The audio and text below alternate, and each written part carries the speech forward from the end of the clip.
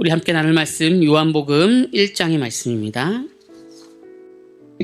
1장 9절부터 우리 14절까지의 말씀인데요. 9절부터 14절까지의 말씀 같이 한 목소리로 합독해서 읽겠습니다. 같이 읽겠습니다. 시작. 참빛 곧 세상에 와서 각 사람에게 비추는 빛이 있었나니 그가 세상에 계셨으며 세상은 그로 말미암아 지은 바 되었을 때 세상이 그를 알지 못하였고 자기 땅에 오매 자기 백성이 영접하지 아니했습니다. 영접하는 자 곧 그 이름을 믿는 자들에게는 하나님의 자녀가 되는 권세를 주셨으니 이는 혈통으로나 육적으로나 사람의 뜻으로 나지 아니하고 오직 하나님께로부터 난 자들이라. 말씀이 육신이 되어 우리 가운데 거하심에 우리가 그의 영광을 보니 아버지의 독생자의 영광이요 은혜와 진리가 충만하더라. 아멘. 할렐루야. 우리 옆 사람과 인사하겠습니다. 반갑습니다. 인사하겠습니다. 반갑습니다.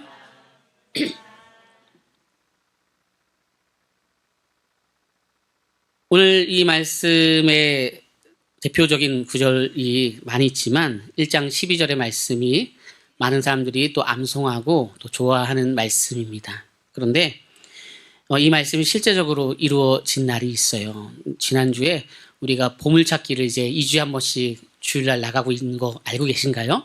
그래서 애들과 함께 보물찾기를 해요. 근데 감사하게 보물찾기를 할 때마다 친구들이 계속 왔어요. 이번 주도 친구가 때려왔고 그 친구들이 또 친구들 데려오고 토요일날 또 놀고 평일날 토요일날 그래서 이제 허락을 받아요. 친구 데리고 와도 되냐고. 아 그럼 되지 해가지고 계속 친구들 데려옵니다. 뭐 과자가 교회에 누가 사다 놓은지 모르겠는데 계속 있더라고요. 제가 사다 놓은 적은 별로 없는데 그래서 그걸로 이렇게 먹고 하는데 그래서 우리 이제 한 집사님이 그 아이에게 이렇게 오늘 1장 12절의 말씀처럼 복음을 전하고 영접하는 것을 설명했는데 그 아이가 네, 저 복음을 만나고 싶습니다. 하나님을 만나고 싶습니다. 예수를 만나고 싶습니다. 해서 잘 이렇게 따라해서 하나님의 자녀가 되고 싶습니다라고 하는 얘기가 지난주에 있었어요. 참 귀하다라고 하는 것들이에요. 하나님의 자녀가 된다라고 하는 것을 볼 때 우리는 이미 자녀가 되었기 때문에 큰 감격도 없고 때로는 그것이 어떠한 큰 의미가 있는가라고 생각하지 못할 때가 있어요. 그런데 사실 잘 기억해 보시면 하나님의 자녀가 된다라고 하는 것보다 더 소중한 것은 없고 그 감격은 아주 큽니다. 그래서 그것을 함께 나아간다라고 할 때 오늘 이 말씀은 우리가 다 암송하는 말씀인데 어제 제가 밤에 천천히 묵상하면서 얼마나 귀할까. 그냥 아무것도 없어도 영접하는 자, 내가 주님의 자녀가 됐다라는 것이 얼마나 귀할까라는 생각을 했습니다. 그런데 우리가 얼마 동안 요한복음을 볼 텐데 그러면 이 요한복음에 이 말씀이 왜 쓰여졌을까? 이 생각을 제가 좀 더 하게 됐어요.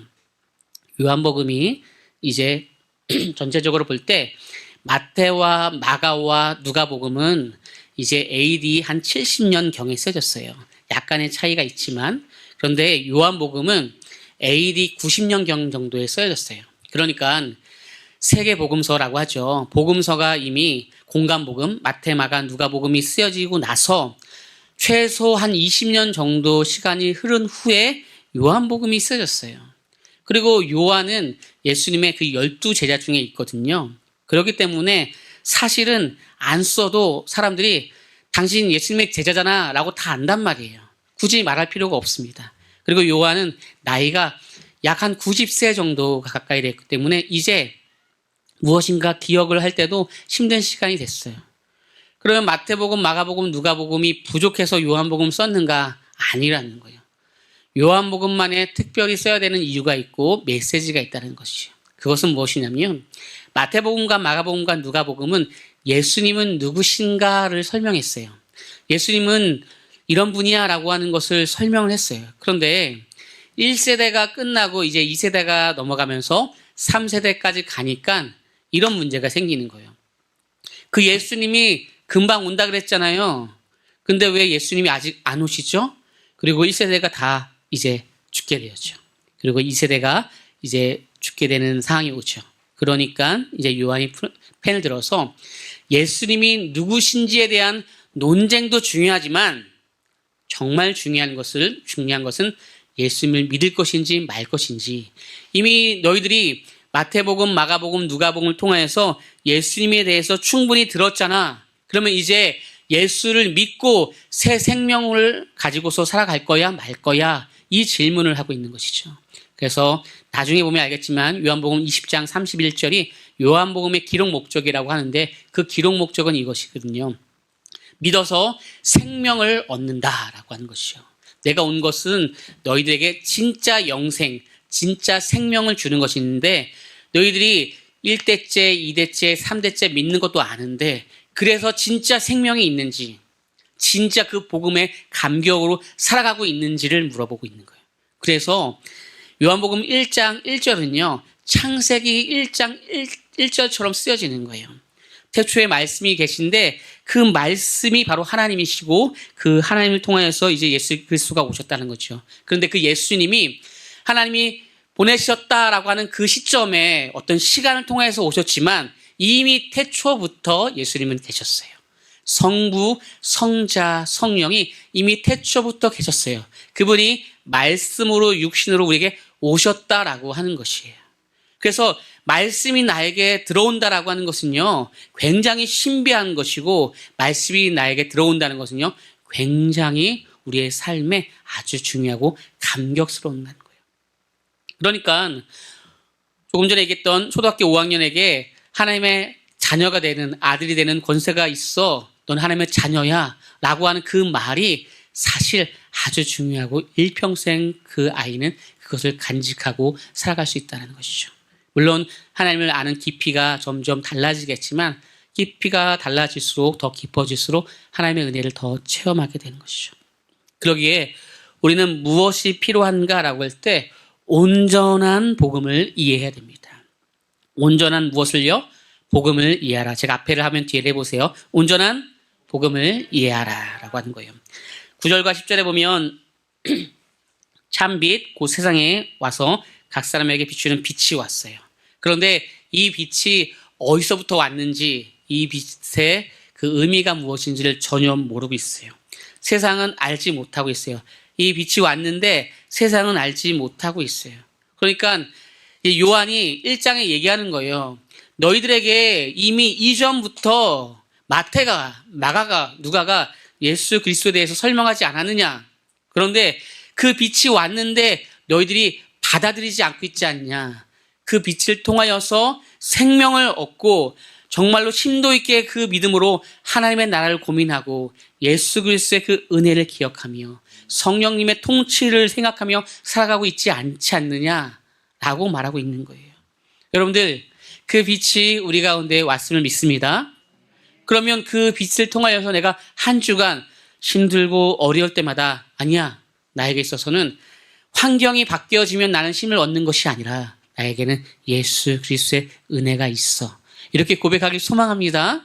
그래서 우리는 온전한 복음을 이해해야 돼요. 어떤 복음이요? 온전한 복음이요.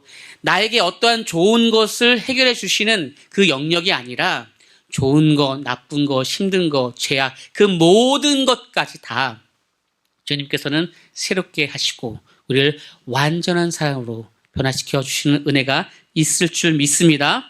그러니까 창세기 1장부터 얘기하는 거예요. 태초에 아무것도 없을 때 그는 이미 존재했고, 어쩌면 구약시대에 사는 사람들은 예수 그리스도를 모르잖아요. 그래서 예수 그리스도가 오신 것에 대한 이해가 없어요.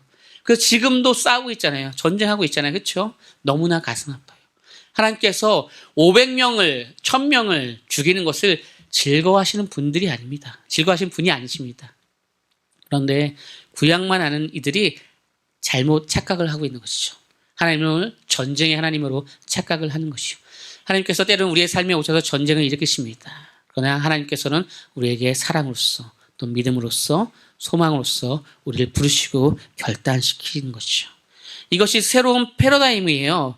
이 새로운 패러다임을 이해하기가 어려워요. 우리는 새로운 패러다임을 어떻게 해야 되겠습니까? 경험하라. 다시 한번요. 새로운 패러다임을 경험하라. 새로운 거예요. 아니, 목사님 이게 익숙하잖아요. 예수 그리스도가 온다는 것이 뭐가 새로워요? 아니요. 예수 그리스도가 와서 나의 삶을 주장하시는 거예요. 예전에는 죄가 나를 주장하는 거예요. 죄가 나를 주장해서 제가 원하는 대로 내가 따라가고 싶었어요. 왜냐하면 나는 육체 가운데 있기 때문에. 그런데 예수 그리스도의 은혜를 경험한 사람은 그렇지 않아요.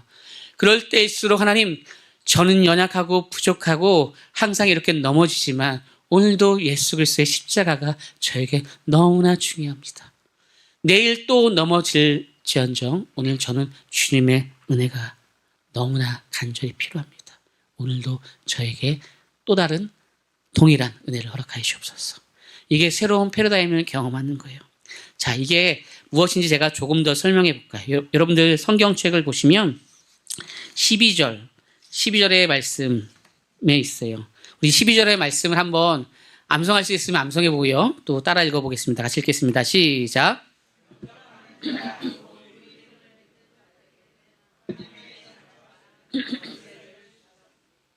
아멘. 영접하는 자에게 이미 하나님의 자녀가 되는 권세를 주었어요. 잘 보세요. 네가 열심히 무엇인가 하면 그거 보고 내가 권세를 줄 거야. 그걸 보고 자녀라고 할 거야 라고 하는 것이 아니라 이미 우리는 하나님의 자녀가 되는 권세가 있어요. 그래서 우리의 말, 우리의 생각, 우리의 표현이 굉장히 중요해요. 그러니까 내가 아이를 사랑하는 말과 생각과 우리는 같이 가야 돼요. 그런데 같이 가지 않으면 안 됩니다. 굉장히 중요하다는 거예요. 우리 애는 말에도 생각에도 권세가 있어요. 이미 주셨어요. 이미. 그런데 이것은 내가 때론 넘어지고 좌절하면 사라지는 것이 아니라 이미 주셨기 때문에 주님께서 뺏어가지 않으세요. 대신 우리에게 권면하시겠죠. 안타까워하시겠죠. 조금 더 믿음 가운데 한 발로 나아가자. 조금 더 소망 가운데 우리가 그 은혜를 사모하자. 조금 더 사랑 가운데 거하여 보자. 라고 말하고 있는 것이죠. 오늘 말씀에 제가 핵심으로 두는 말씀은 사실 11절 말씀이에요. 11절 말씀에 여러분들 성경책을 보면 자기 땅에 오매라고 할 때 이 자기 땅을 여러분들 조금 큰 성경책은 각주가 달려 있어요. 뭐라고 써 있나요? 그렇죠. 자기 소유 또는 집 땅이에요. 이게 무슨 말이냐면 예수님께서 자신의 소유에게 왔어요. 그러니까 예수님이 우리 집에 왔잖아요. 그러면 우리는 내가 주인인가 예수님이 주인인가 고민하고 헷갈리잖아요. 그렇죠? 내가 정말 은혜 충만할 때 당신이 저의 주인입니다 라고 하다가 오늘 굉장히 주님 앞에 섭섭할 때가 있으면 예수님 방 빼시죠. 제가 더 이상 안 되겠어요. 너무 힘듭니다 라고 하잖아요. 그런데 예수님이 자기 집에 오신 거예요. 자기 땅에 오신 거예요. 자기 소유에게 온 거예요. 그래서 예수님께서 자기 땅, 자기 소유에게 왔는데 사람들이 못 알아보고 있는 거예요. 지금 세계 전쟁에 유대인과 이제 팔레스타인 전쟁, 이스라엘 전쟁이 있잖아요. 그것의 핵심은 누구 땅이냐 이거예요. 이런 물질적인 땅을 얘기하는 것이 아니에요. 하나님의 소유가 된 우리는 사실 그 개념을 넘어서는 거예요. 그런데 지금까지도 계속 그 오해가 있는 거예요. 그러니까 예수님께서 오셨는데 오해하고 있는 거예요. 그분이 오셔서 나를 불편하게 한다라고 생각하는 거예요. 내가 가지고 있는 가치관, 통념, 모든 생각들이 예수님 때문에 불편해지는 것이에요. 나는 저 사람이 싫으면 싸우면 되고 때로는 불편하게 나도 복수하면 되는데 예수님을 알고 나서는 내 안에 다른 전쟁이 일어나는 것이죠. 그렇죠? 그러니까 예수님이 가까이 오는 것이 싫어요. 왜요? 예수님은 죄인들과 식사하고 교제하는 거예요. 영접한다라고 하는 이 뜻의 핵심은요, 같이 교제한다, 식사한다는 거예요. 그래서 저는 같이 차 한잔하거나 잠깐 대화한다라고 하면 굉장히 좋아요. 기분이 좋아요. 그런데 예수님께서 그 땅에 자기 소유의 땅이 왔는데, 자기 집에 왔는데 아무도 인정하지 않고 이해하지 않고 받아들이지 않으려고 해요. 이것이 오늘 본문의 핵심입니다. 여러분들, 제가 두 가지 질문을 해볼게요. 하나, 우리에게 자녀가 되는 권세를 이미 주셨어요. 그런데 무엇이 더 필요하겠습니까? 그렇죠? 잘하면 주겠다는 것이 아닙니다. 그리고 이것은 아버지와 아들의 관계이기 때문에 하나님의 나라를 상속받는다라고 하는 거예요. 이미 상속받았다라고 하는 거예요. 무엇이 더 필요하겠습니까? 그런데 예수님께서 오셔서 이제 네가 나랑 동거하자라고 하는데 하나님 싫어요. 저는 구원받은 백성이지만 하나님의 뜻대로 살아가고 싶지 않아요. 하나님의 나라를 바라보고 싶지 않아요.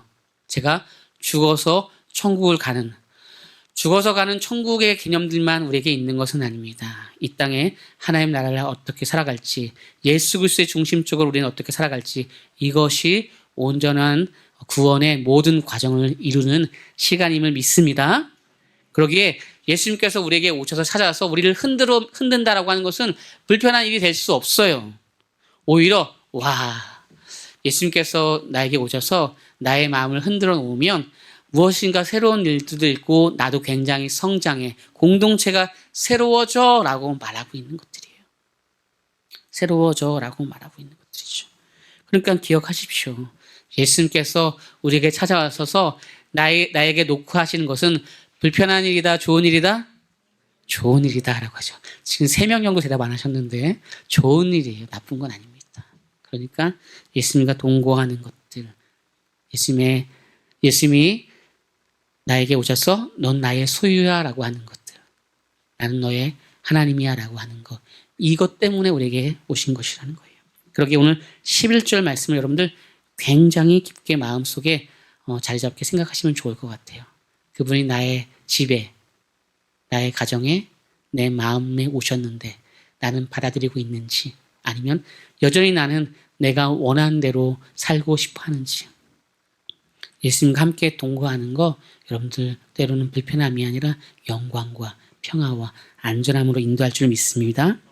그런 것이 됐을 때 이 12절은 그냥 지나가면서 당신 영접해요 라고 하는 그 영접이 아니라 진짜 예수 그리스도를 영접하는 이 개념들은 안 믿는 사람에게 얘기하는 것이 아니라 믿는 사람한테 얘기하는 거예요. 그러니까 이게 새로운 패러다임이에요. 우리가 안 믿는 사람에게 자 이제 예수 그리스도를 영접할 것입니다 라고 하는 그 영접도 있어요. 그런데 이 영접은요, 오늘 요한복음의 1장은 이미 예수 그리스도를 아는 사람들에게 진짜 영접해 라고 하는 것이요. 나 저거 무슨 맛인지 알아.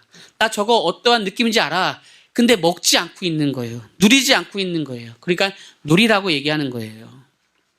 어떤 사람이 자기가 소유한 집을 팔기로 작정했습니다. 그래서 부동산에 이제 내놨습니다. 그런데 컨설턴트가 이것을 가지고서 아름답게 이제 잘 꾸미고 해서 광고를 냈습니다. 그리고 이렇게 얘기했습니다. 집 구조, 그리고 사는 사람들도 새로워질 것이고 아주 좋은 모습으로 나을 것입니다. 이 집의 장점은 이것이고 이 집에 사는 사람들은 이렇게 변할 것입니다라고 하고 컨설턴트가 광고를 했어요. 그런데 집을 내놓은 사람이 그걸 딱 보고 나서 갑자기 이제 전화해서 신문사에 광고를 내려주세요라고 하는 거예요. 아, 왜요? 지금 이 집을 내놓기 위해서 전화하셨고 그리고 돈을 지불하셨잖아요. 취소할래요. 왜요? 아니, 우리 집이 그렇게 좋은 집인지 몰랐어요. 우리 집이 그렇게 좋은 집인지 몰랐어요. 안 팔래요 라고 하는 것이죠.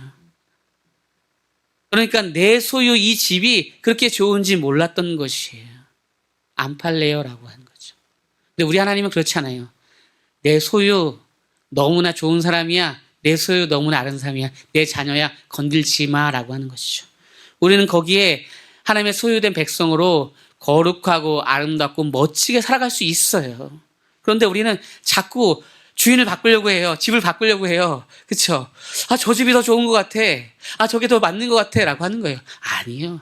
우리가 함께하는 그 식사, 우리가 함께하는 봉사, 우리가 함께하는 모든 것들이 다 기쁨이고 행복일 줄 믿습니다. 여러분들이 얼마나 소중한 존재인지 모르면 안 됩니다. 하나님의 소유가 된다는 것이 얼마나 중요한지 모르면 안 됩니다. 그리고 가장 중요한 거, 하나님을 기뻐하시길 소망합니다. 우리는 어떻게 돼야 되는가? 나의 믿음의 고백이 우리의 믿음의 성장으로 이루어져야 됩니다. 처음에 예수를 믿습니다라고 하는 그 고백이 나중에는 성장, 성숙해짐으로 발전돼야 된다는 것이죠. 우리 14절의 말씀을 같이 읽어보겠습니다. 14절의 말씀입니다. 시작. 말씀이 육신이 되어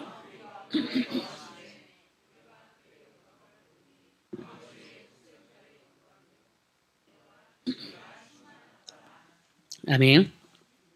그러니까 예수를 믿습니다라고 하는 것은 단순히 천국 갑니다라는 것들 속에만 있는 것이 아니라 그 모든 내용에 포함되어져 있는 것은 제가 예수를 믿어서 믿음이 성숙해지고 있습니다.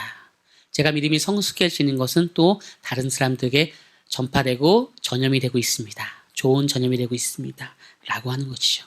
그래서 나에게 있었던 관심이 사람들에게 흘러가고 예수 그리스도의 통로가 되어야 된다는 것이죠.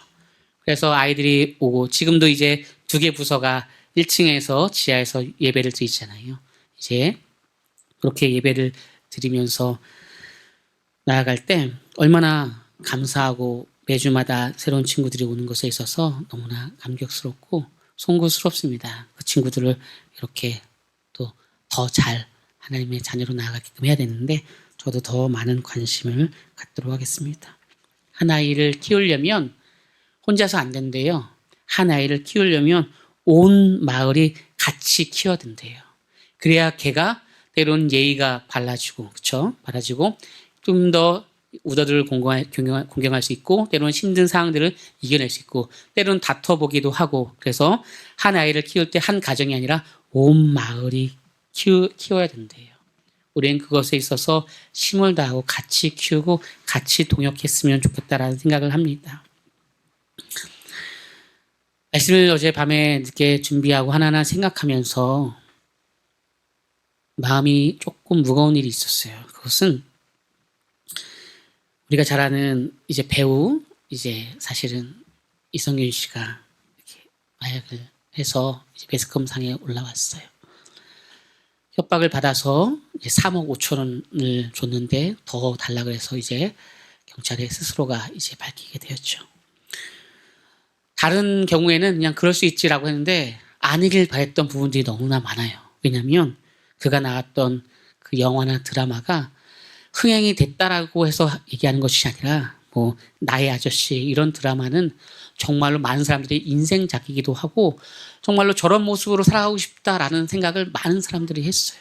그래서 다들 악평을 쓰기 전에 다 그런 내용인 거예요. 너무 안타깝다. 너무 슬프다. 보통 그냥 다 악평이거든요. 그렇죠? 그런데 너무 안타깝다. 너무 슬프다라고 하는 거예요. 무엇이 그렇게 공허하게 만들었을까요? 그를요. 모든 것에 다 갖춘 배우고 모든 것에 이제 다 이룬 배우이고 흥행뿐만 아니라 정말로 가치가 있는 그런 작품들로 많은 사람들에게 힘과 소망을 줬던 이인데 무엇이 그의 마음에 그렇게 공허해졌는가라는 생각을 하게 됐어요.